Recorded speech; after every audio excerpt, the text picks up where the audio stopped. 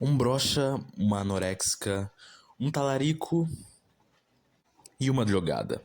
Bom, esses só são alguns dos queridos personagens da série Skins, uma série que é bem viajada das ideias, mas me ensinou lições que eu vou nunca esquecer, que eu vou guardar pelo resto da minha vida. Principalmente a lição do episódio 6 da segunda temporada, onde acompanhamos o Tony, que vai pra uma balada com seus amigos só pra ver o seu melhor amigo e sua ex-namorada se beijando e fazendo coisas mais na pista de dança, e em outros lugares também.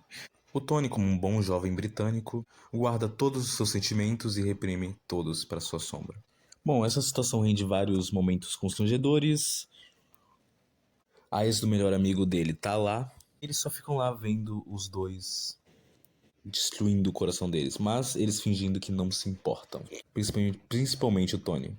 E tá aí, os dois meus dois personagens favoritos tendo uma das piores noites deles. A Cassie, que é a ex-namorada do melhor amigo dele, do Tony, tenta convencer a festa inteira o Tony para eles ficarem juntos, para dar o troco nos dois. Mas o Tony sempre fica relutante com isso por causa de um motivo. O jumbilinho dele não funciona mais. E a música para bem quando ele fala isso, o que humilha mais ainda ele. A ex dele e o melhor amigo dele percebem, e eles vão falar com ele. Todo mundo fica perguntando se ele tá bem, e é claro que ele reprime todos os sentimentos dele e ele fala tudo bem, tudo bem. Até que ele tem um ataque de pânico. O que faz ele vomitar todas as drogas que ele usou na festa no banheiro. Esse cara tá muito na merda. Mas tem um motivo. E qual é o contexto? Bom, vamos ver como que ele chegou aqui. Na primeira temporada ele era o cara que todos queriam ser. Ele tinha a vida perfeita. Ele era rico, bonito, charmoso, carismático, inteligente, tirava as melhores notas, participava até do coral da igreja e ele era muito bom, a voz dele era muito boa. Ele era atlético, ele tinha vários amigos, tinha uma namorada que era obcecada por ele, que mesmo que ele traísse ela várias e várias vezes, ela ainda assim ficava com ele porque ela era dependente dele. Ele era o que todo mundo queria ser. O único problema é que ele era basicamente um filho de uma meretriz. Não literalmente, né? Mas ele tinha a honra de um filho. Pra você ter noção do narcisismo dele e da babaquice dele, bom, ele traiu uma vez a namorada dele. Uma vez não, várias. E dessa vez a namorada descobriu e terminou com ele. E acabou saindo com outro cara. E o que ele fez pra retomar a namorada dele? Que a propósito ele tratava como lixo. Ele nunca se referia a ela pelo nome. Ele sempre chamava ela de peitinhos. Ele é o pior namorado do mundo. E dessa vez ele fez, bom, o pior babaquice dele que ele pegou a irmã do novo namorado da ex, que era a garotinha da igreja que era obcecada por ele, e tirou umas fotos diferenciadas da irmã dele, a irmã do novo namorado. E roubou o celular do novo namorado dela e enviou as fotos pelo celular do novo namorado da ex para a ex e para todo mundo, todos os contatos do celular. Assim, ele simplesmente fez o cara ser tido como um maníaco incestuoso que pega a própria irmã. E é claro, com a namorada dele vendo isso, terminou com esse novo namorado. Depois vem outras complicações, o Tony acaba sofrendo muito nessa temporada depois por causa disso. Mas, resumindo, no final das contas, ele finalmente teve seu arco de redenção e parecia que ia quase conseguir a ex-namorada de volta e tratar um pouco ela bem melhor. Ele é atropelado por um ônibus. Sim, um funk ônibus. E com isso ele mal consegue ficar em pé, ele vira tipo um retardado mesmo. Ele não consegue falar direito, ele não consegue andar direito sem apoio de ninguém. Ele não entende bem as situações, ele perdeu o foco. Então ele perdeu tudo que ele tinha. Ele, ele não sabe falar bem, então ele não é mais carismático. Os pais deles tá tendo uma relação ruim. Ele perde aquele senso atlético que ele tinha. Ele perde a inteligência dele, ele perde os amigos dele por tudo que ele fez, as consequências da primeira temporada. Então todo mundo odeia ele e ele é um coitado que depende de todo mundo. E é com esse contexto que a gente tem o episódio 6 da segunda temporada. Com o Tony tendo pior fase da vida dele. E assim acontece tudo que eu disse no início do vídeo. No início do episódio ainda tem a Effie, que é a irmã do Tony, contando uma história da mitologia grega pra ele. A mitologia grega é bem referenciada aqui nesse episódio. Vai ter muito disso ainda. E é a história de Orfeu, filho de Morpheus. Não o Morpheus dos filmes do Matrix, não. Mas sim o deus dos sonhos da mitologia grega. A história é basicamente o Orfeu indo lá no inferno resgatar a alma da namorada dele, da mulher dele. Mas para que ele consiga fazer isso, ele tem que buscar a namorada e ir embora sem olhar para trás. Só que no final dessa jornada, ele estava quase conseguindo. Várias distrações aparecem para ele atrás, vários gritos, ele fica ansioso, ele fica com medo. Ele pensa que não vai conseguir, ele pensa que ele não tá. Ele começa a se perguntar se a namorada realmente está atrás dele, se a mulher dele está realmente atrás deles. Começa a se perguntar se algo pegou ela. Ele começa a duvidar. E assim, ele olha pra trás. Ele vê o rosto da namorada dele e a mulher dele simplesmente é puxada por vários demônios. E o Hades, né, falando que, garoto, você não conseguiu a parte do seu trato. Não era pra você ter olhado pra trás. E o Orfeu, ele fica com esse arrependimento pelo resto da eternidade, onde ele não consegue a namorada dele de volta. Ele vai pro inferno e volta do inferno sem o que ele queria. Totalmente desesperançoso. Faz uma alegoria com o Tony aqui, né? Que tá aqui passando pelo inferno pra resgatar não a namorada dele que ele perdeu pro amigo, não. É algo mais psíquico do que isso. Ele tá resgatando ele mesmo, a versão que ele perdeu do passado, aquela versão de ouro, onde ele era o mais. Só que dessa vez com mais consciência. E é basicamente isso que ele tem que fazer. Ele tem que ir pro inferno, passar por esse inferno que ele está passando e ter foco e não olhar para trás. Simplesmente ir sem medo, sem dúvida. Ter confiança. Isso vai se discutir mais no final do episódio. Mas, voltando ao episódio, depois de toda essa judiação, o Tony, ele tem 18 anos e ele sai da escola. E agora é hora dele ir pra faculdade. E ele vai lá pra uma entrevista pra passar pra uma faculdade. Ele vai pra uma faculdade qualquer, com vários outros jovens como ele, todos perdidos e que não sabem o que estão fazendo ali, completamente revoltados. Ele chega lá atrasado na roda de conversa e lá tem o professor que está simplesmente esmirilhando e esculachando todos os alunos. Cada um se apresentando e falando o que faz e ele simplesmente esmirilhando, completamente arrogante, tratando todos os alunos com desdém.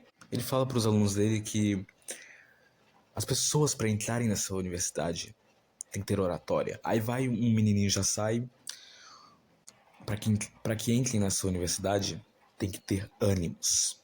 E ele pergunta pro Tony: você sabe o que é ânimos? Você nem sabe o que é ânimos, né? Desenhando o garoto. Aí o Tony: eu sei o que é ânimos. E o professor começa a esculachar todo mundo, esculachou o Tony. Mas uma garota defende ele ali. Essa garota, que eu não disse, mas no início do episódio falou umas coisas esquisitas pra ele no banheiro. Ela tava lá no banheiro e ele no piripaque dele, vomitando todas as drogas que ele usou. Ela falando: você tá tendo um piripaque, né? Um ataque de pânico. É isso que você tá tendo. É porque você faz coisas com a sua irmã? É um desejo reprimido? Normalmente de ataque de pânico é isso. E aí o Tony, é claro que fala não. E fica completamente enojado com a ideia. Completamente confuso. A garota só sai de lá falando que é besteira. E ela, um encontro bem estranho no banheiro. E ela tá aí de novo, né? Que coincidência da vida, né? Bom, presta atenção nessa garota. Essa garota vai ser importante. Bom, ela esculacha o professor lá, falando que... insinuando que ele seria daqueles professores que ficam tentando avançar nas alunas. E ela falou que não tá interessada e vai embora. O Tony também segue ela e eles fazem umas trapalhadas pelo campus, né? Ela faz ele fazer várias trapalhadas. Ela faz ele cair na piscina, no Dandes, a piscina que tem ali no campus, que é proibido. Ela faz ele andar no escuro numa sala ali no laboratório, mesmo que ele tenha todas aquelas deficiências que eu falei pra vocês. Que agora não tem tanto, antes era pior, ele tá se recuperando. Ele fica com esse estigma de ele não consegue nada. E toda hora ele fala, eu não consigo nadar. E ela vai lá e faz ele nadar. Ah, eu não consigo passar por aí, no escuro. E ela faz ele conseguir. Bom, ele quebra basicamente todo o laboratório no processo, mas, como Maquiavel disse, né, os fins justificam os meios. E ele conseguiu, né? Ele chegou ali até o final da sala. Bom, o segurança batendo na porta do laboratório não concorda muito com Maquiavel, então eles saem correndo, fugindo. Depois eles vão para um quarto ali de 2 alunos da faculdade, uns maconheiros, né? Um clássico. Deve ser uma faculdade de psicologia ou filosofia aí, né? Provavelmente filosofia, né? Bom, qualquer uma aí. A mulher faz uma tatuagem com esses caras aí. Presta atenção nessa tatuagem, ela é importante. E ela fala que significa paixão, ou desejo, necessidade. Ela tem esses papos aí, né? Com todos drogados.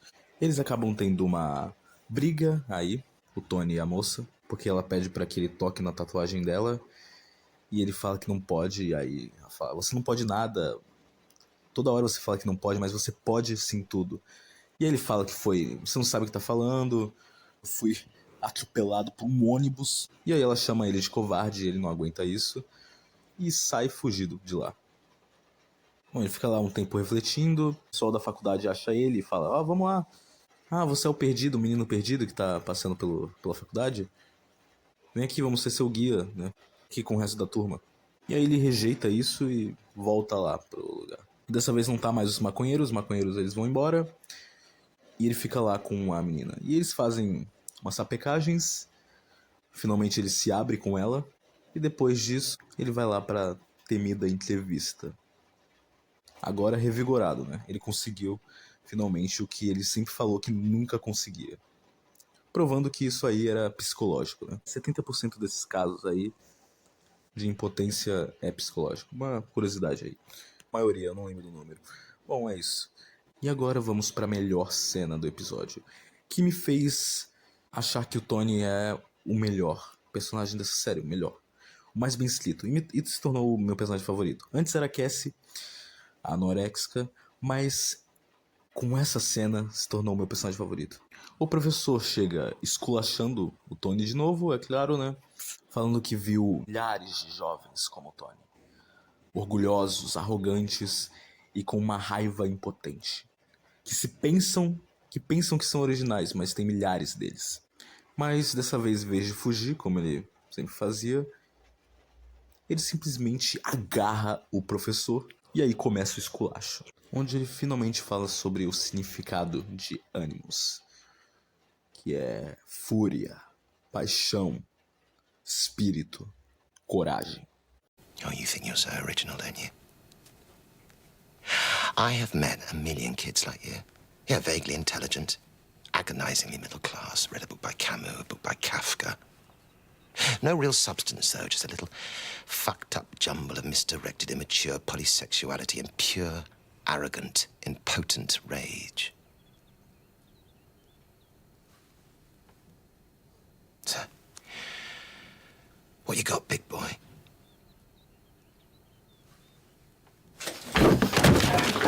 Get off. You don't know a fucking thing about me, you sanctimonious cunt. But since we're playing the guessing game, let's make a few assumptions.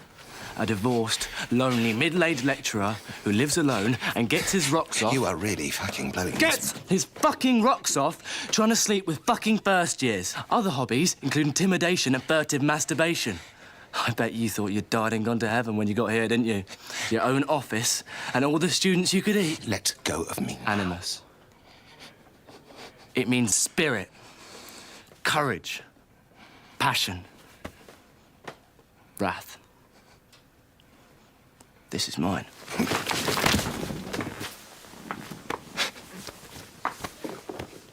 Who the fucking hell do you think you are? I'm a bad dream, mate. I'm you before you shriveled and died. And I don't want to go where you've been. So, in answer to your earlier question, You should have given me a place here. I've been the best student you ever had. Ânimos, que é um conceito da psicologia Carl Jungiana, que seria o masculino, a imagem da psique, a imagem masculina da psique, que é a contraparte da ânima, que é a imagem feminina no inconsciente coletivo. O ânimos seria masculino no feminino e a ânima seria o feminino no masculino. Porque o Jung falava que todo mundo tem uma parte masculina e feminina. Só que dependendo de como você é, uma você reprime. Então, na maioria dos homens, a gente reprime a ânima, que é o feminino, que representa as características femininas, enquanto a mulher reprime o ânimos. E para atingir a iluminação, você teria que ter uma boa relação, uma boa conexão e consciência do seu lado feminino e do seu lado masculino. E o Tony aqui, antes ele tinha perdido essa conexão. Ele reprimia ao máximo o seu lado feminino, suas emoções, ele sempre falava que estava tudo bem. E o lado masculino dele foi quebrado, o ânimos dele foi quebrado. Mas nessa cena, o ânimos voltou. Aquele foi a manifestação do ânimos dele, que ele fala, né? Manifestação da fúria dele, da coragem. O ânimos é essa coragem, essa fúria, significa lógica, razão, ordem, luz, destruição. Enquanto o ânimos seria emoção, natureza, sombra, criação. Uma é a contraparte, uma é a natureza, que é a ânima, a outra é a cultura, que é o ânimos. A ânima se inclina ao coletivo, enquanto o ânimos se inclina ao indivíduo. Para você se individualizar, ter uma voz mais forte, você precisa do ânimos. Para se conectar com os outros e consigo mesmo, não reprimindo as suas emoções, você precisa da ânima. Para ser criativo, enquanto o ânimos tem a coragem para usar essa criatividade. Bom, com essa nova força, o Tony ele vai embora dessa faculdade aí e volta lá para mais uma daquelas festinhas, onde tinha o seu melhor amigo e sua ex. E dessa vez ele não fala que tá tudo bem, ele não reprime nada. Ele fala o que tem que ser dito. E ele fala com coragem, com determinação e foco, sem olhar para trás. Ele chega lá no banheiro, empata as sapecagens aí dos dois e fala que ama eles.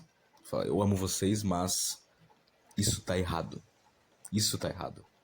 Isso, o que custava muito pra ele dizer antes. Mas agora ele se libertou. Ele recuperou o antigo eu dele, que ele sempre se sentia inferior ao que ele já era, por causa do acidente. E pro episódio ficar mais perfeito ainda, ele volta pra casa. E quando ele vai dormir, a gente vê nas costas dele a tatuagem que eu falei anteriormente, que a garota tinha feito. Então, a garota não fez a tatuagem, foi ele que fez. Toda vez que teve uma cena da garota, não era uma cena da garota, era uma cena dele. Porque aquela garota era simplesmente uma alucinação dele. Era a representação da ânima dele, que tentava trazer de volta o ânimos, que estava destruído. A ânima dele, que ele estava desconectado, que ele tanto reprimia. Tentou reviver a criatividade dele, o caos, a natureza dele, o que estava oculto. Na cena lá das sapecagens dos dois, era simplesmente ele finalmente tendo a epifania dele, onde ele se conectava com a sua ânima, o seu eu do passado. Tinha sido destruído quando o ônibus atropelou ele. E tem mais, não é só ela que era falsa. Não era real. Sabe, o professor, ele não era bem real também. Bom, isso aí é menos óbvio.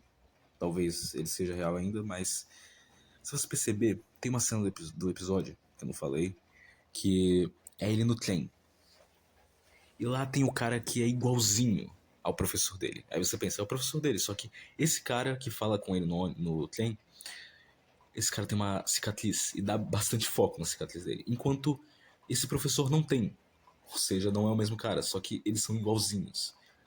Aquilo, na minha visão, é que ele vê aquelas duas figuras como iguais. Não são que essas duas figuras são imaginárias da psique dele, não. São duas pessoas de verdade que ele tá falando, duas pessoas diferentes, só que na mente dele ele vê como iguais.